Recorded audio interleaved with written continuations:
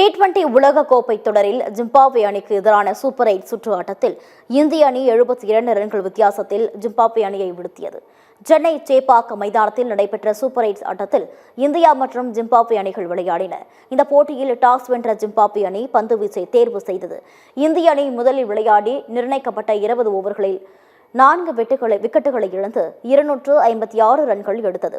இதன் மூலம் T20 உலகக்கோப்பை வரலாற்றில் அதிக ரன்கள் குவித்துள்ள இரண்டாவது அணி என்ற சாதனையை இந்தியா படைத்துள்ளது.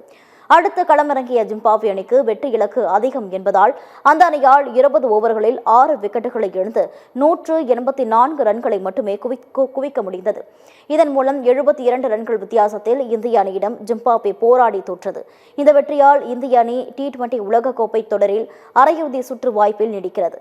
தோல்வியடைந்த ஜிம்பாப்வே தொடரில் இருந்து வெளியேறியது.